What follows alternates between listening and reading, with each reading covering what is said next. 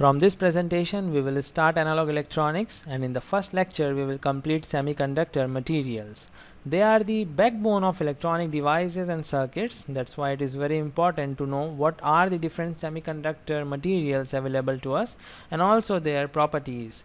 So in this course we will complete some topics like BJT, MOSFET, JFET. They are the field effect transistors, and also the operational amplifiers. In short, we call operational amplifier as op-amp. So first we will complete the semiconductor materials before going to diode and BJTs. So let's start with it. The first topic is conductor. The term conductor is used for any material that will support a generous flow of charge when the voltage is applied across its terminals. We already know the flow of charge through a cross-sectional area in the given time is called as current. And we have to check for the amount of current flowing through the material, and depending upon this current we will categorize them in three categories. The first one is conductor, the second one is insulator, and the third one is semiconductor. So let's start with it. I have taken two examples for the conductor. The first one is the copper wire and the second one is the aluminum wire. You must have seen them in electrical equipments in your home. They are the most commonly used conductors. And if I cut this copper wire, I have a cross section that will look something like this. So we have a cross-sectional area A that is equal to pi r square, and the amount of current flowing through this cross-sectional area in the given time is very high. That is the definition for the conductor. The flow of charge is very high when the voltage is applied across its terminals. Whereas in case of insulator, we have the flow of current, or you can say the conductivity, is very low when the voltage is applied across its terminals. And the example that I have taken is mica and wood. This mica is very important in electrical industries. It is used for the thermal and electrical insulation in electrical equipment. So it is very important. You must have seen it. And wood is definitely one of the insulator. So this is all for the insulator. The conductivity is really low, and you can say that the flow of charge is nearly equal to zero in this case. Let's move to the next thing, that is our semiconductor, and the most important thing that you must know in this course. So let's start with the semiconductor. What it is a material that has conductivity more than the insulators but less than the conductor. Very simple. That's why we call it semiconductor. So we can say that the flow of current in semiconductor is not as much as the conductor and not as low as the insulator. It is somewhere between the conductor and insulator, and because of this only we call it semiconductor. The two most important semiconductor material that you should know are silicon and germanium. Silicon is represented by Si and germanium is represented by Ge. They are very important, and we will see their properties in a minute, but before that I will talk about the resistivity. In this we will see the resistivity for the conductor, insulator and semiconductor. Let's start with the resistivity first. What it is represented by rho, and it is the reciprocal for the conductivity. Sigma is the conductivity and rho is the resistivity. And in terms of resistance, we can write resistivity as rho equals to Ra by L, where A is the area of cross section and L is the length of the wire whose resistivity we are measuring. And it is the property of the material. This one is the property of material,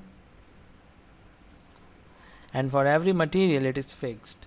And for unit, you can see we have the ohm, and we have a meter square for area, and in denominator we have meter for length. So the unit is ohm meter. Let's see the resistivity for the conductor. For conductor, it is 10 to the power minus 6 ohm centimeter. You can see the resistivity is very low, and it is obvious that if resistivity is high, if resistivity is high, the current is going to be low because the material is offering more resistance, whereas if resistivity is low, the current is going to be more because the resistance offered by the material is really low. And for conductors, we know the flow of current is very high, that's why the resistivity is going to be low, and it is 10 to the power minus 6. And this 10 to the power minus 6 is specifically for the copper.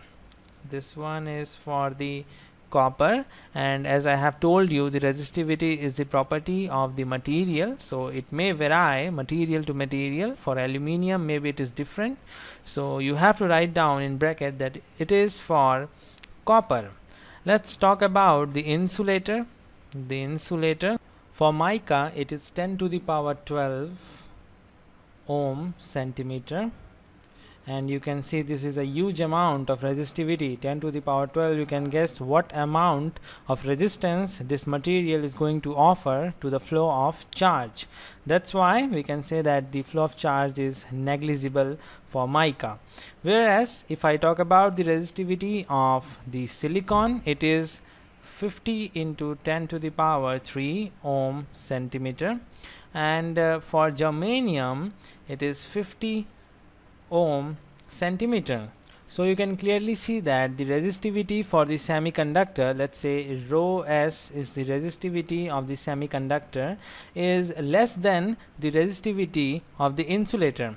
So it is less than the resistivity of insulator, and it is greater than the resistivity of the conductor, rho c.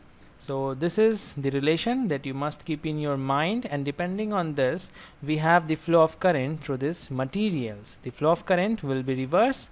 If I say I is the flow of current for the semiconductor, then it is greater than the insulator and less than the conductor.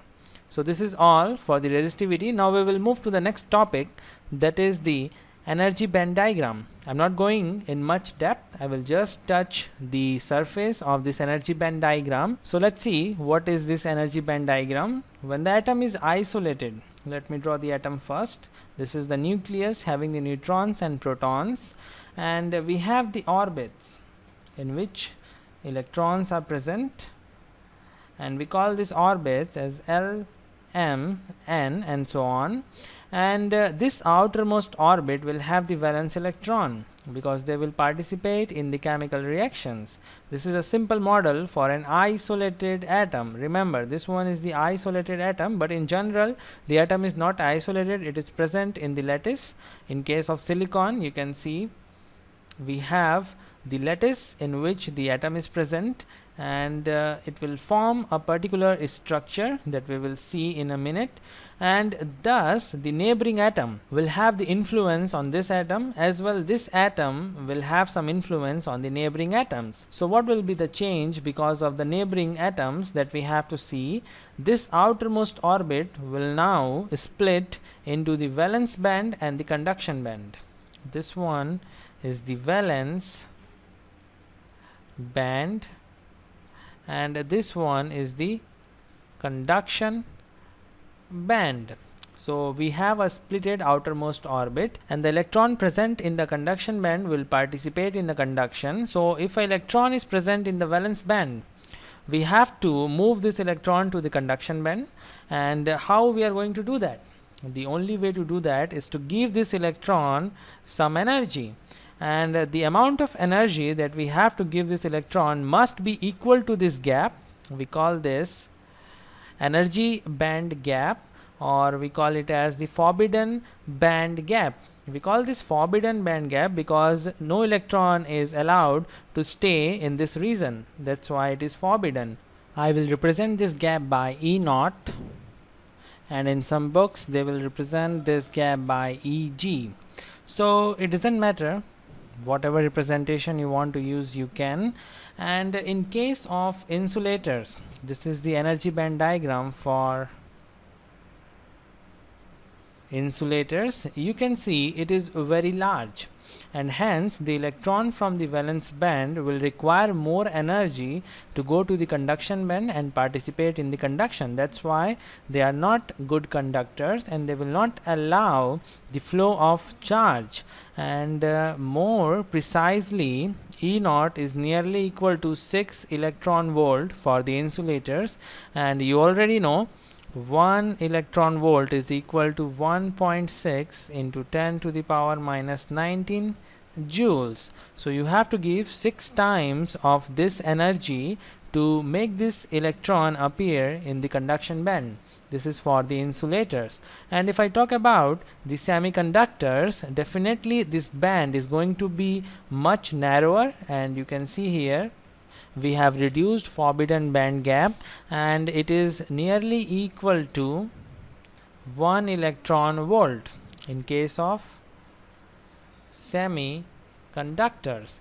And if I talk about germanium, then it is 0.75 electron volt, and in case of silicon it is equal to 1.16 electron volt. Now you might be thinking, why in case of germanium we have 0.75 electron volt as the forbidden band gap, whereas in case of silicon it is 1.16. Germanium is having the lower energy band gap as compared to the silicon because of its atomic structure. If you see the atomic structure of germanium, you will find the number of orbits are more, and hence the force of attraction between the valence electron and the nucleus is smaller, whereas in case of silicon we have lesser number of orbits, and hence the force of attraction is more strong on the electrons. So you have to give more energy. You can feel it like electron is here and the nucleus is pulling this electron towards itself, and you have to give energy to make this electron appear in the conduction band. And depending upon the nucleus, if it is closer you have to give more energy, if it is far you have to give less energy. And in case of germanium, the force of attraction between the nucleus and the electron is smaller, whereas in case of silicon it is larger. That's why we have to give more energy in case of silicon as compared to the germanium. It is very simple thing. It is just pure chemistry that you have studied in your 9th standard. Now we can move to the last type of material that we have to see, and it is conductor. And you can see in case of conductors, the conduction band and the valence band is overlapping. There is no forbidden band gap, and thus the conductivity is very high because electron is free to go from valence band to conduction band, and it will participate in conduction without giving any extra energy to it. That's why the conductivity is very high. And this is all about the energy band diagram, and you have one more definition to write in your exam. If someone asks you what do you mean by the semiconductor, you can easily say that it is the material in which the forbidden band gap is nearly equal to 1 electron volt. Whereas in case of insulators it is nearly equal to 6 electron volt or more than it, and in case of conductors they overlap each other. So this is also a point that you have to write in your exam. Now we will see the periodic table so that we have a better idea for the position of the germanium and silicon, and we can predict some of the properties from this periodic table. So let's move to it. This is the periodic table, and I hope you know how to use a periodic table and in what manner the elements are distributed to the different groups. Actually they are distributed depending upon the number of electrons in their outermost orbit. And in case of silicon and germanium, that you can see here, this is silicon and this one is germanium, they belong to group 4. And why they are in group 4? Because they have 4 electrons in the outermost orbit. You can see in case of silicon the total number of electron or the atomic number is 14, and you can have the electron in the first orbit, the maximum number of electron in the first orbit equals to 2. So we have 2 electrons in the first orbit. Then we have 8 electrons, so 2 plus 8 is 10, and finally we have 4 electrons. So you can see 4 electrons are there in the outermost orbit, whereas in case of germanium we have 32 electrons.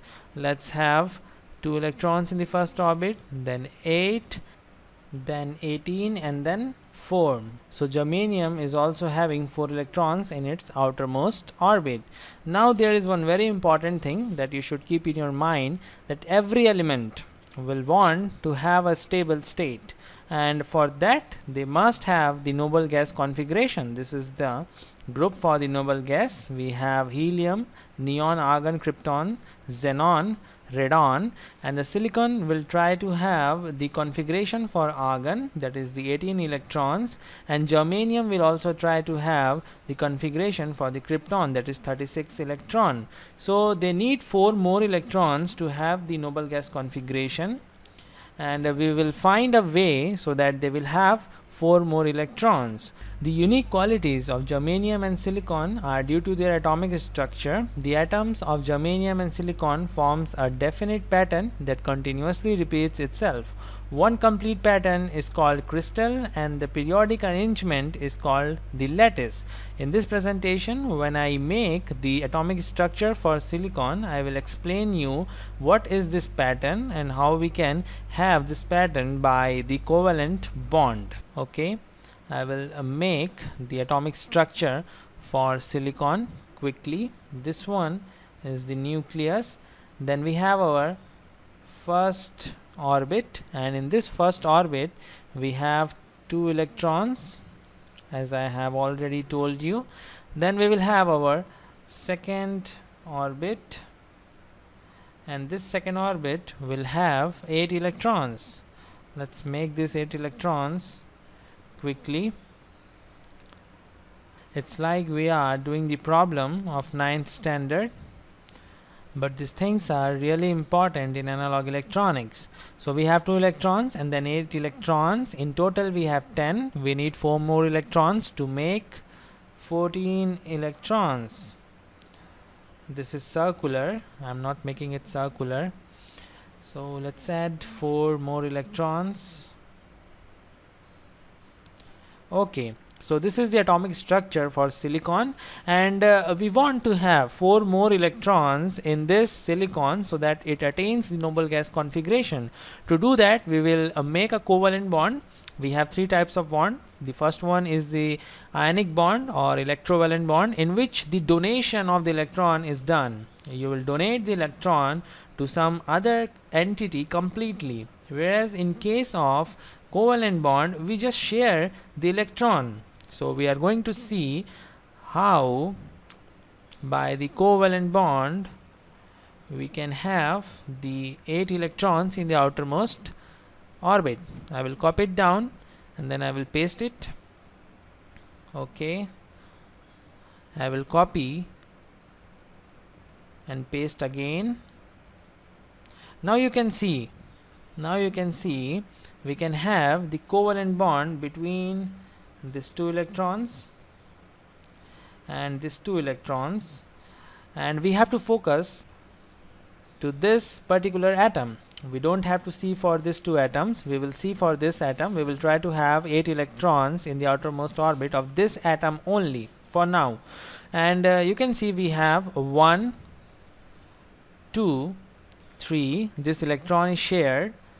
4, 5, 6. Okay, so we have 6 electrons. We need 2 more. So I'm going to paste 1 more silicon atom, and finally the last one here, and I will make 2 more covalent bonds, taking these 2 electrons and these 2 electrons. So we have 7 and 8. So we have 8 electrons for this silicon atom, and this is the pattern that I was talking about, and this is one complete pattern, and more patterns like this will make our lattice, and that lattice is used in the diode, BJTs and other electronic devices. So we are moving to the important topics real quick.